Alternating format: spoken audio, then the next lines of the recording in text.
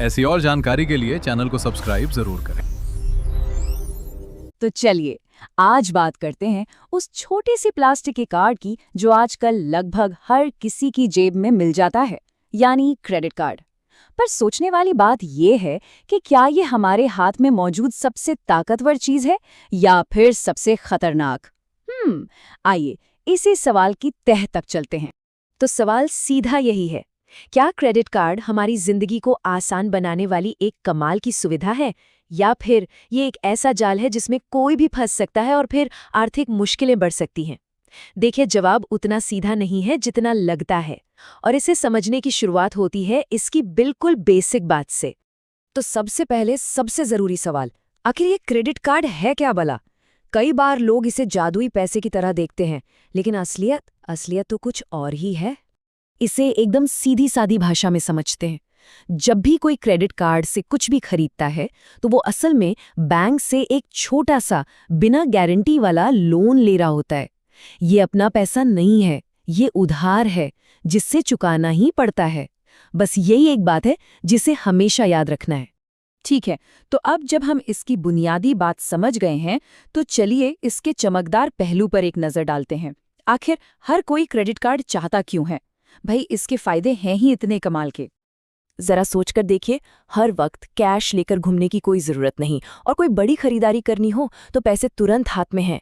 Credit card ठीक यही सुविधा और शक्ति देता है। बस एक क्लिक या एक स्वाइप और खरीदारी हो गई। कितना आसान है ना?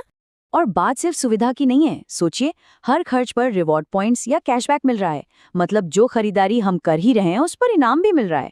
फिर कोई बड़ी चीज, मान लीजिए नया फोन या फ्रिज लेना हो, तो उसे आसान किश्तों यानी ईएमआई में बदल सकते हैं, जिससे जेब पर बोझ नहीं पड़ता। ऊपर से ये ऑनलाइन फ्रॉड के खिलाफ एक सुरक्षा भी देता है। और सबसे जरूरी, समय पर बिल चुकाने से एक मजबूत क्रेडिट स्कोर बनता है, और यही स्कोर भविष्य में घर या गाड़ी खरीदने जैसे बड़े सपनों के लिए लोन पाने की चाबी है। और हाँ, किसी इमरजेंसी में ये एक बहुत जरूरी फाइनेंशियल सेफ्टी नेट की तरह काम आ सकता है। अब तक तो सब कुछ बहुत बढ़िया लग रहा है ना? लेकिन यहीं पर कहानी में एक मोड़ आता है। जैसा कहते हैं ना, हर सिक्के के दो पहलू होते हैं।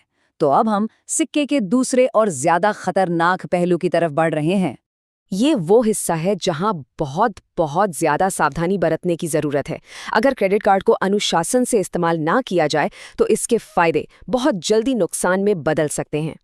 और सबसे बड़ा जाल वो है मिनिमम अमाउंट ड्यू का ऑप्शन।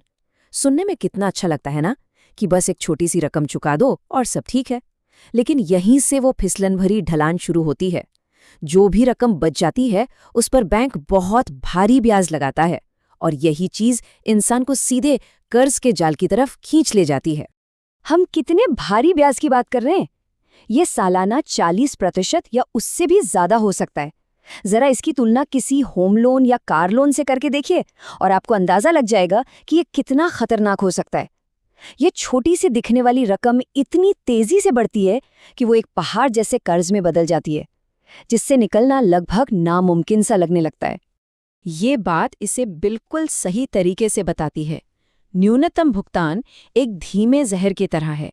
ये धीरे धीरे आपकी आर्थिक सेहत को खत्म कर देता है और आपको कर्ज के एक ऐसे जाल में फंसा देता है जिससे बचना लगभग नामुमकिन हो जाता है। तो क्या इसका मतलब ये है कि क्रेडिट कार्ड से दूर रहना चाहिए? नहीं, बिल्कुल नहीं। इसका मतलब सिर्फ ये है कि हमें इसे समझदारी से इस्तेमाल करना सीखना होगा। चलिए देखते हैं कि ये कैसे किया जा सकता है। देखिए, क्रेडिट कार्ड अपने आप में ना तो अच्छा है और ना ही बुरा। ये तो बस एक शक्तिशाली औजार है, एक टूल। एक हथौड़े से घर बनाया भी जा सकता है और उसे तोड़ा भी जा सकता है। बिल्कुल वैसे ही क्रेडिट कार्ड का मूल्य इस बात पर निर्भर करता है कि उसका इस्तेमाल करने वाला उसे चलाता कैसे है। समझदारी से इस्तेमाल करने के बस 3 आसान से नियम हैं। पहला, हमेशा, और मेरा मतलब है हमेशा, पूरा बिल चुकाइए। उस मिनिमम पेमेंट वाले जाल से कोसों दूर रहिए। दूसरा, एक बजट बनाइए और उस पर टिके रहिए। याद रखिए, आपकी क्रेडिट लिमिट आपका बैंक बैलेंस नहीं है। और तीसरा, कार्ड निकालने से पहले एक पल रुकिए और खुद से पूछिए, क्या मुझे वाकई इसकी ज़रूरत है? तो आखिर में हम उसी सवाल पर वापस आते हैं, लेकिन एक नए नजरिए के साथ।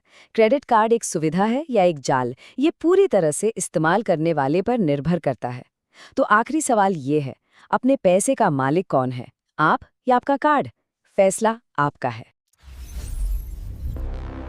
ऐसी और जानकारी के लिए चैनल को सब्सक्राइब जरूर करें।